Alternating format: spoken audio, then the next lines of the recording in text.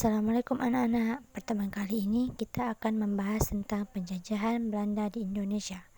Namun sebelum itu kita harus tahu tujuan dari pembelajaran ini, yaitu dengan mempelajari sejarah penjajahan Belanda di Indonesia, siswa diharapkan mampu memahami tentang sejarah penjajahan Belanda di Indonesia.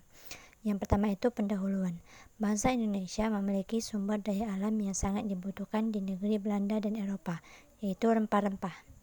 Keinginan bangsa Belanda untuk memperoleh keuntungan tinggi dari perdagangan menyebabkan mereka berusaha memonopoli perdagangan di Indonesia. Dalam perjalanan sejarah, Belanda tidak hanya berhasil melakukan monopoli perdagangan di Indonesia, tetapi juga menguasai kerajaan-kerajaan di Indonesia. Nah, selanjutnya itu penjelasannya. Yang pertama itu kedatangan bangsa Hindia Belanda di Indonesia. Para penjelajah Belanda pertama kali masuk ke Kepulauan Nusantara pada tahun 1595. 4 buah kapal Belanda yang dipimpin oleh Cornelis de Houtman tiba di perairan Banten pada 27 Juni 1596.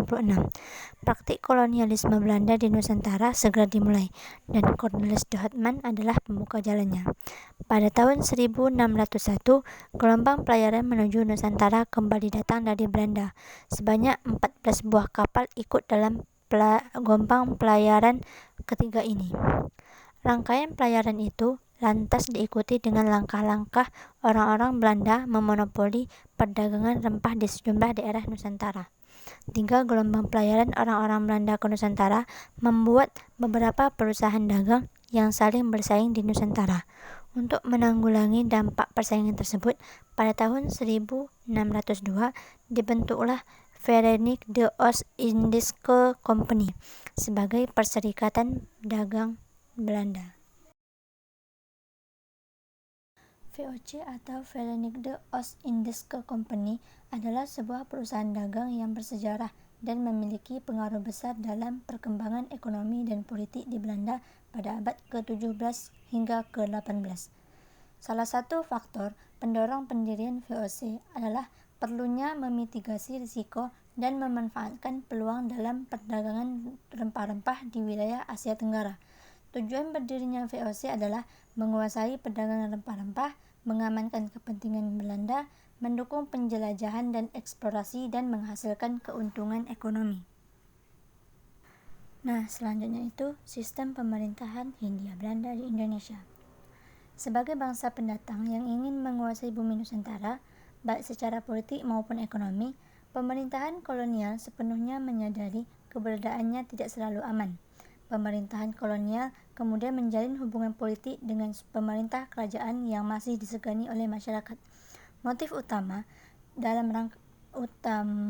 pemerintahan kolonial untuk menjalin hubungan politik adalah upaya menanamkan pengaruh politiknya terhadap elit politik kerajaan. Pemerintahan kolonial menerapkan desentralisasi yang sentralistis, birokrasi, dan feudalistis untuk kepentingan kolonial. Maksudnya pengaruh kolonial Belanda sedikitnya membawa perubahan dalam sistem pemerintahan. Yang pertama, Perang Sapuara di Ambon. Ketika Belanda kembali berkuasa di Indonesia pada tahun 1817, rakyat Ambon mengadakan perlawanan yang dipimpin oleh Thomas Matulesi atau Kapitan Pattimura. Kapitan Pattimura memimpin pemberontakan di Saparua dan berhasil merebut benteng Belanda serta membunuh Residen Van den Berg. Pemberontakan Pattimura dapat dikalahkan setelah bantuan Belanda dari Batavia datang. Pattimura bersama 3 pengikutnya ditangkap dan dihukum gantung. Yang kedua itu Perang Padri di Sumatera Barat yang terjadi pada tahun 1821 sampai 1838. Setelah berhasil memadamkan perlawanan Pangeran Diponegoro di Jawa, Belanda kembali menghadapi Perang Padri. Belanda bahkan berhasil memanfaatkan Seri Tut Ali Basyah Prawiyodidjo, salah satu pimpinan pasukan Diponegoro yang telah menyerah kepada Belanda, untuk turut memperkuat pasukan Belanda. Kekuatan Belanda benar-benar pulih, apalagi dengan banyaknya tentara sewaan dari orang pribumi. Belanda juga menerapkan sistem pertahanan benteng Stelsel. Benteng Fort de Kock di Bukit Tinggi dan benteng Fort van der Capellen merupakan dua benteng pertahanan. Dengan siasat ini, akhirnya Belanda menang, ditandai jatuhnya benteng pertahanan terakhir Padri di Bonjol tahun 1837. Tuanku Imam Bonjol ditangkap, kemudian diasingkan ke Priangan, kemudian ke Ambon, dan terakhir di Manado hingga wafat pada tahun 1864. Berakhirnya Perang Padri membuat kekuasaan Belanda di Minangkabau semakin besar. Keadaan ini kemudian mendukung usaha Belanda untuk menguasai wilayah Sumatera yang lainnya. Yang ketiga itu Perang Diponegoro di Jawa Tengah atau Yogyakarta. Latar belakang perlawanan Pangeran Diponegoro diawali dari campur tangan Belanda dalam urusan politik kerajaan Yogyakarta.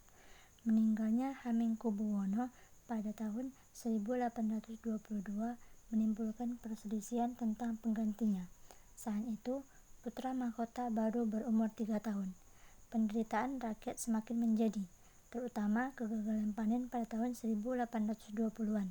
Di samping itu, rakyat sudah jenuh dengan perlakuan Belanda yang tidak pernah menghormati hak-hak rakyat.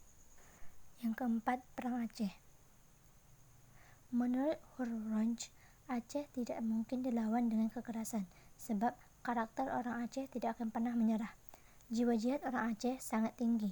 Taktik yang paling mujarab adalah dengan mengadu domba antara golongan Elebalang atau bangsawan dengan ulama. Belanda menjanjikan kedudukan pada Olebalang yang bersedia damai. Taktik ini berhasil, di mana banyak Olebalang yang tertarik pada tawaran Belanda. Belanda memberikan tawaran kedudukan pada para Olebalang apabila kaum ulama dapat dikalahkan. Sejak tahun 1898, kedudukan Aceh semakin mendesak. Yang kelima itu perlawanan Sisingamangaraja Sumatera Utara pada tahun 1878 sampai 1907. Yang keenam itu Perang Banjar yang terjadi pada tahun 1858 sampai 1866. Yang terakhir itu ada Perang Jagaraga di Bali yang terjadi pada tahun 1849 sampai 1906.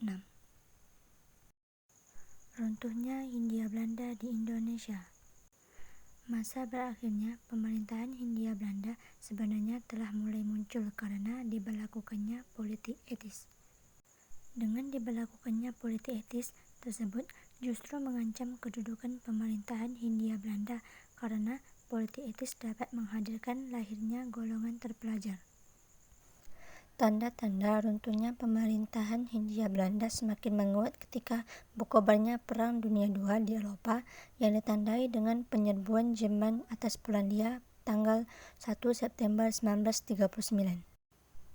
Runtuhnya Hindia Belanda merupakan sebuah proses panjang yang dimulai pada awal abad ke-20 ketika benih-benih nasionalisme Indonesia modern mulai bermunculan.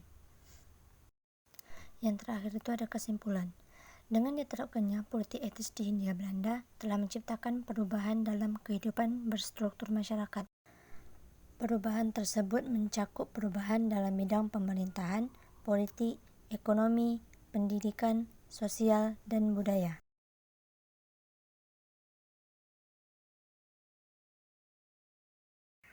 Warisan pemerintahan kolonial Belanda di Indonesia masih terasa hingga saat ini, dengan perdebatan mengenai ketidakadilan historis, reparasi, dan identitas budaya. Nah, baiklah, mungkin hanya itu saja materi yang akan disampaikan pada pertemuan kali ini. Saya akhiri, wassalamualaikum warahmatullahi wabarakatuh.